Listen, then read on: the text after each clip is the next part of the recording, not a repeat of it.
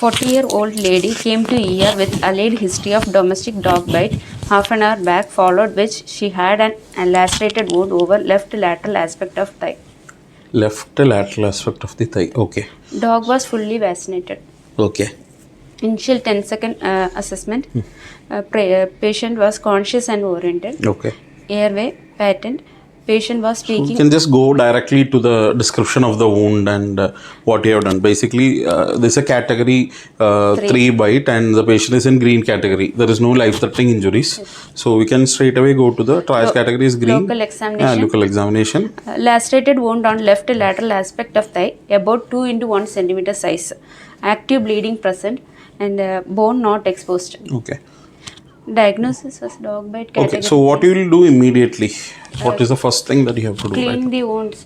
What with what? With antiseptics. We will start from the home. If the patient is bitten at home, soap and water should be sufficient enough. There is one area where we have to thoroughly clean the wound. This is one definitely indication for cleaning the wound. Even in snake bite, you don't want to do anything. You can just immobilize the bitten limb and get back to the hospital. But here, dog bite, definitely that area should be thoroughly washed with soap and water. It is soap and water. It has to be very clear. If you coming to the hospital, you have a lot of other options. But for the general public, it is with washing with soap and water, and they should be brought to the hospital immediately. So depending upon the type of wound, see the immunization status of the dog, is that significant? Gavani, what do you think? It is significant. If it's a rabid dog, we can start with. Even if it is not a rabid dog? Lacerated wound, so we can start. See, the one gold standard that you need to remember is that immunization status of the dog is very tricky in our country because the cold chain maintenance, how is the cold chain being maintained? Even if the patient has received a complete dose of vaccination previously, here it is a category 3 wound. So category 3 wound, we have to take it like, whatever be the source, we have to take it like a category 3 and we have to give the full treatment unless and until the patient is completely immunized.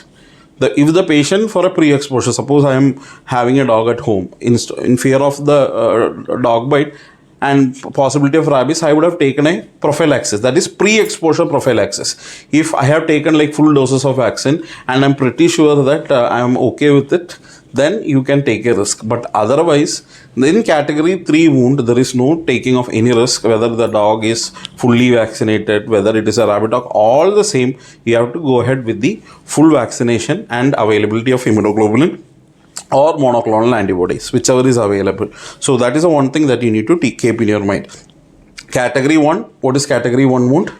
Licking or touching of Yeah, basically there is no aberrations or anything that has not happened, just touching, that will be a category 1, which usually doesn't require any treatment, just reassurance will be sufficient enough. But one thing that I suggest is that if they are carrying a dog at home, we can advise them a pre-exposure prophylaxis. Now it is only a category 1, but later on they can come up with a category 2 or a category 3 at any point of time. So those group of patients, you can recommend them to taking for a pre-exposure prophylaxis. Or those who are working in the animal lab and all those things, they are at a pre-exposure, they are in a higher risk area. So those group of patients, you can recommend that. Then the next thing is category 2. What is category 2 wound? abrasion or scratch. Abrasion or scratch without any blood spillage. Without any blood spillage, that is category 2. Here it is clearly a category 3 wound. So category 3 wound has come for a patient and the patient is in front of you. So we have decided that this patient require, one is full set of vaccination and other is immunoglobulin or monoclonal antibody. Why you want both the therapy? Why just not vaccination? This is the question that you need to answer. You need to convince the patient bystander. So why they are asking is the vaccination is enough? You have to convince them, no, vaccination is not enough. You have to take both immunoglobulin or you have to take monoclonal antibody. So why that is important? Spread of infection. Not spread of the infection. Active immunization, passive immunization. See, the vaccination will take you 3 weeks for it action. So, whatever protection that you wanted right now will not be provided by vaccine. So, if you wanted a protection for the initial 2 to 3 weeks, it has to be given, as you rightly said, it has to be given by either immunoglobulin or monoclonal antibody. So, vaccination action will only come after 3 weeks. So, till 3 weeks time, you do not take the risk because already if it's a rabid dog that has bitten a category 3 wound, the initial 3 weeks protection, you have to recommend immunoglobulin or monoclonal antibody.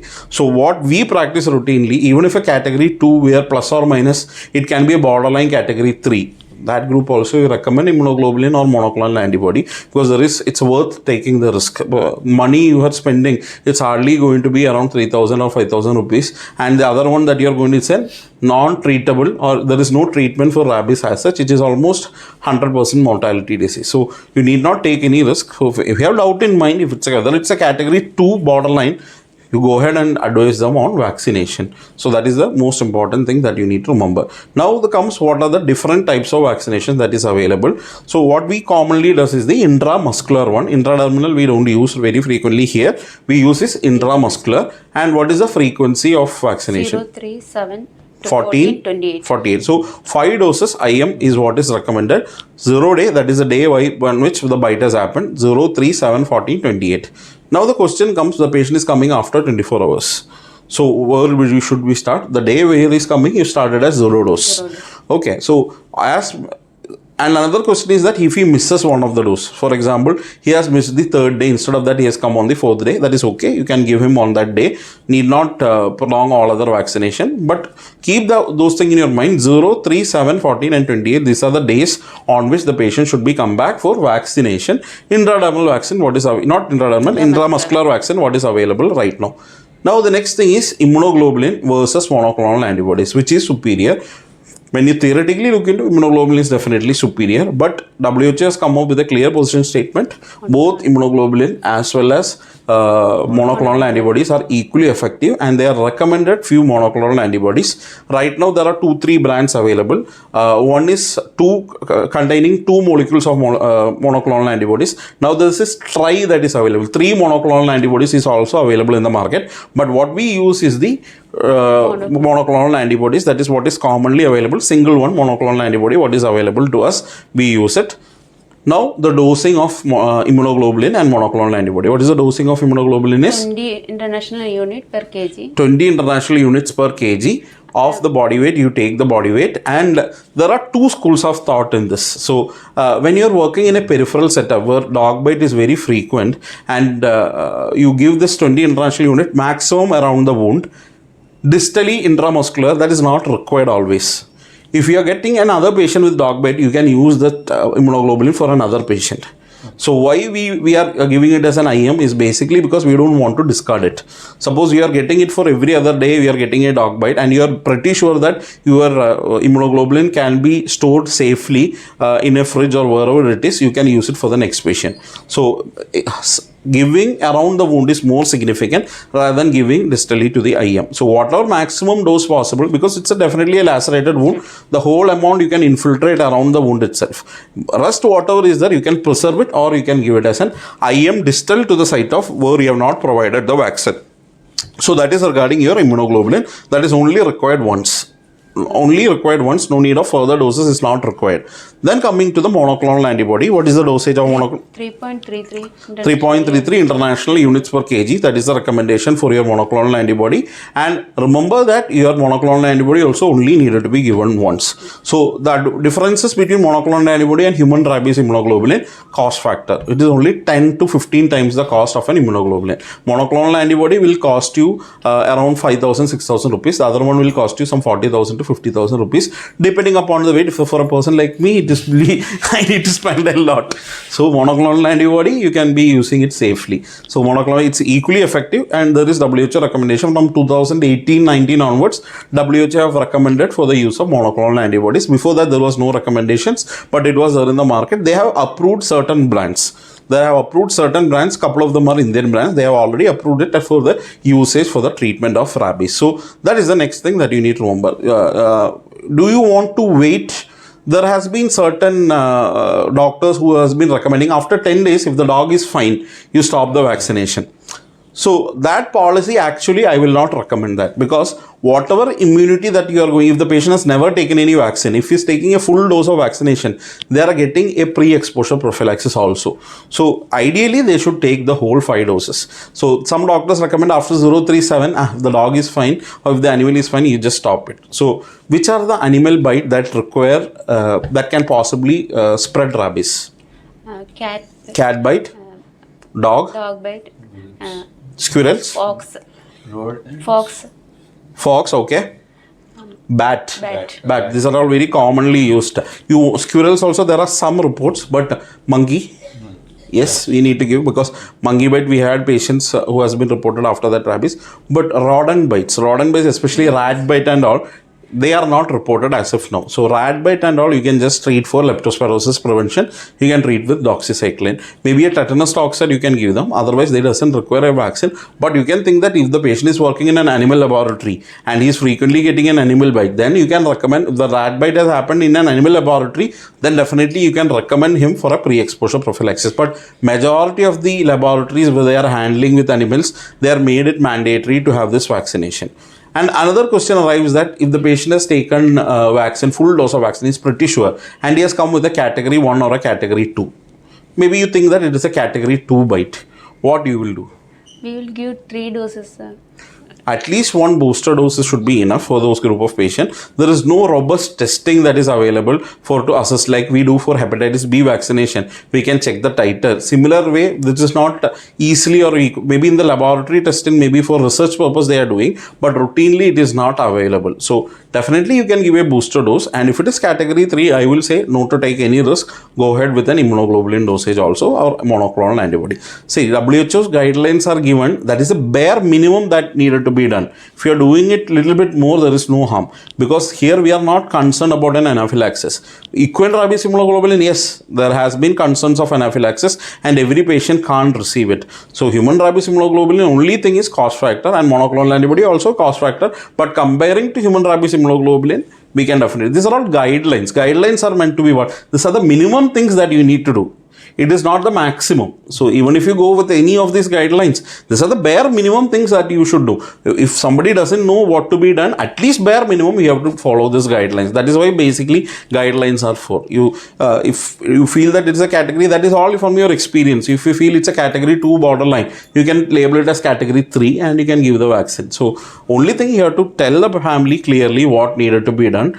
You document these things. Some people will not be ready for this monoclonal antibody, or they will not be ready for this HRIG. But now the people are well educated and they are understanding the risk of rabies. They are coming and taking. Previously, that was not the situation. So whatever be the thing, you document whatever you have said to the patient. He has come with a category 3 bite. I have recommended this, but he is not willing, and the risk of rabies, which is a non-treatable disease, that part you have to be very clear, has been explained to the patient, and get him signed also in the case sheet. So that is a medical legal aspect, but majority of them are agreeing these days to take these vaccinations. Okay, so any antibiotic. Now comes the wound care. It's a lacerated wound. So whether you need to do suturing or not to do suturing. No need of suturing, sir. Why no need of suturing? It's a large wound with a gaping. Suppose you imagine a large bite has happened over the face.